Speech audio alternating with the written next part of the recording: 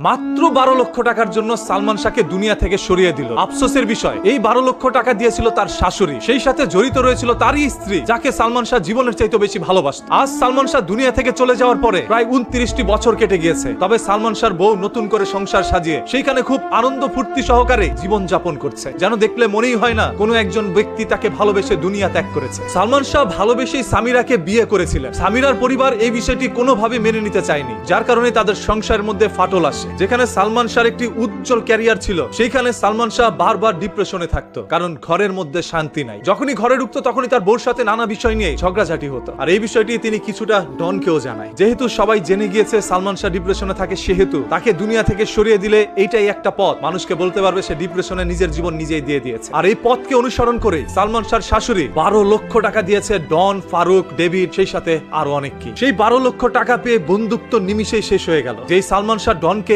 একমাত্র বন্ধু ভাবতো, সব থেকে বেশি বিশ্বাস করত, সেই বন্ধুর হাতেই তার প্রাণ যায়। 6 লক্ষ টাকা অ্যাডভান্স পাওয়ার পর ডন সহ অন্যান্যরা রাত ঠিক 2টার দিকে সালমান শাহ ঘুমন্ত অবস্থায় ছিল, তখন তার রুমের মধ্যে ঢুকে যায়। দরজাটি খুলে দেয় তার নিজের স্ত্রী। দুঃখের বিষয়, ডন ঘরে ঢুকা মাত্রই সালমান শাহর বুকের উপরে গিয়ে বসে, যাতে করে সালমান শাহ লড়াচড়া করতে না পারে। সেই সাথে বাকিরা সবাই তার হাত পা ধরে ফেলে। প্রায় 20 থেকে 25 মিনিট ধস্তাধস্তি চলে। এক পর্যায়ে তার নিজের স্ত্রী এসে একটি ইনজেকশন পুশ করে দেয়, যাতে করে তার শরীর আর কোনো শক্তি না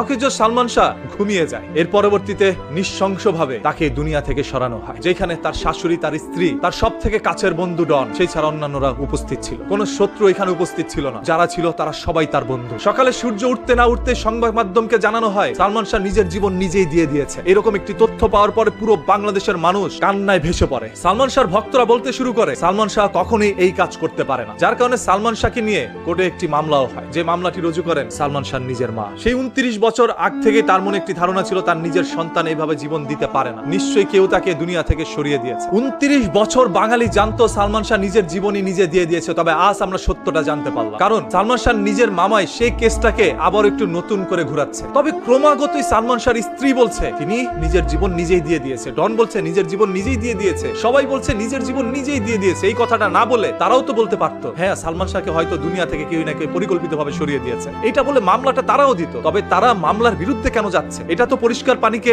আরো ঘোলা করে দেয়। সালমান শাহর মৃত্যুর পর থেকে এই পর্যন্ত তার মৃত্যু নিয়ে হাজারো রহস্য মানুষের মনে ঘুরপাক খাচ্ছিল, যেটা 29 বছর পরে এসে অবসান ঘটে। তবে এখন পুরো বাংলাদেশের মানুষ চাচ্ছে যথাসম্ভব দ্রুত যে সকল মানুষগুলো সালমান শাহকে দুনিয়া থেকে সরিয়ে দিয়েছে তাদের প্রত্যেককে ধরে যেন আদালতে নিয়ে সর্বোচ্চ শাস্তির আওতায় নেওয়া হয়, কারণ